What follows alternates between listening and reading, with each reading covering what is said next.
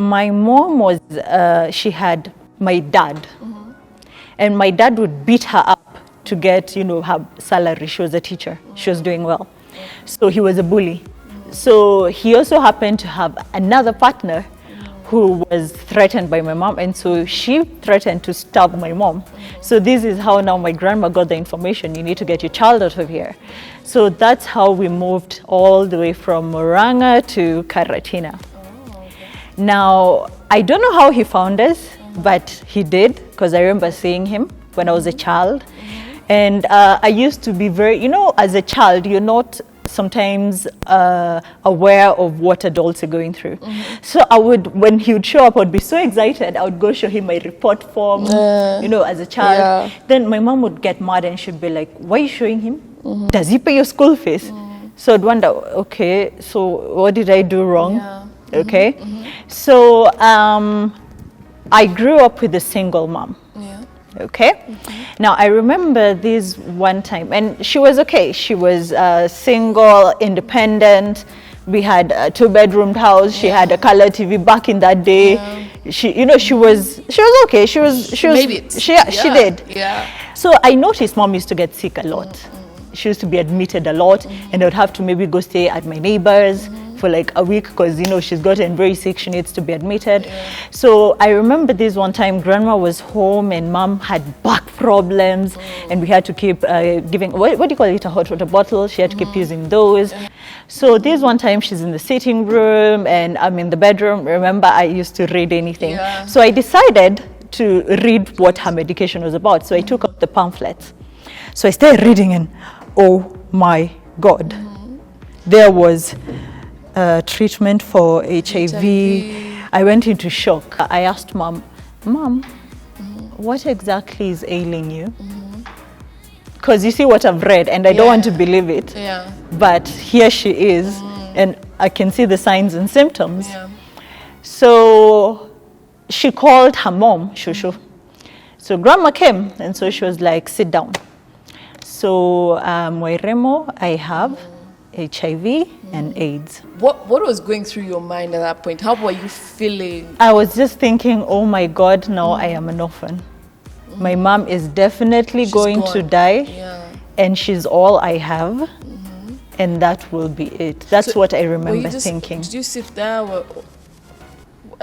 What was the reaction immediately she said out? I just sat down. I think I went into shock. I don't remember much about what happened. But I remember grandma at the corridor, the entrance, and she's like, yes, that's what your mom is going through. And that was it. There wasn't, she's going to get better because there was no getting better. And this was a time when there was a lot of stigma. I can imagine. When was this? Which year? This is 2002 when I found out. That was crazy. It was crazy. Finally, my mom passes on.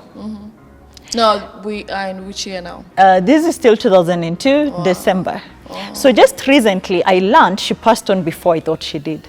Because we used to go see her in hospital, and I remember being told, go talk to your mother, go tell her a few words.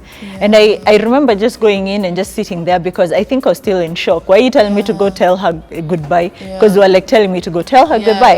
And that didn't sit well with me. So 4 days later, I'm taken home and I find, those forms that people sit on and lots of people. So I start wondering, why are there so many people? So I don't remember most of this, but I was like, no, who is going to pay my school fees? Then my auntie was their mom's sister and she was like, don't worry about that, I can take care of that. Does this mean I stop now schooling in Riverbank? And they go like, no. So I go like, okay, fine, take me to my friend's place. So we went and I found them weeping and crying and all. So apparently at the funeral, I wasn't fazed.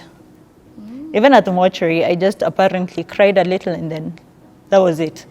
So at the funeral, this was the most interesting bit. I went for my uncle's camera and I was the one, taking pictures of people at the funeral.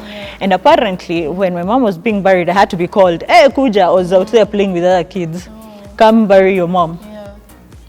That is not normal. So when now it had to be now me going back to home to now stay with my legal guardian, who was my grandma. Oh my God, it was impossible. Now let me tell you the differences between mom and grandma. Grandma, staunch Christian. Mom, easy, fun. Yeah. You know, happy-go-lucky. Yeah. So whatever you want to wear, you want to go to the market and buy tomatoes. I remember a time we happened to walk to town. She was like, oh my God, I'm in slippers. Then she was like, whoever will have an issue with me in slippers, and as an too. You see, the two personalities. My grandma, staunch Christian who believes even those earrings you're wearing could be used for witchcraft.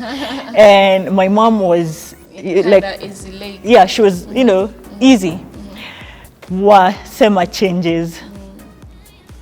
All mom's makeup, and we used to use it together, gone. Yeah. All my clothes that grandma thought were indecent, gone. All our accessories, necklaces. It was so serious that up to now you will hardly find me in accessories, because any accessories and any accessories I would get, even gifts from my friends, should wait until I sleep, and then she would take them and throw them away. And when I would ask, she'd go like, don't ask me questions. So, you see, now I'm a child, I'm growing, of course I'm highly impressionable, and I'm trying to learn things.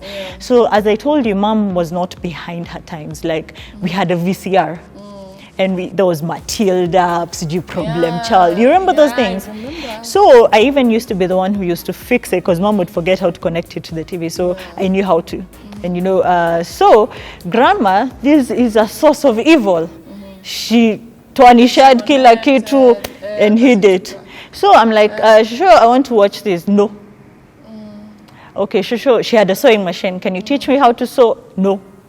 Can I go to the market and get you tomato? No. Can I go outside? No.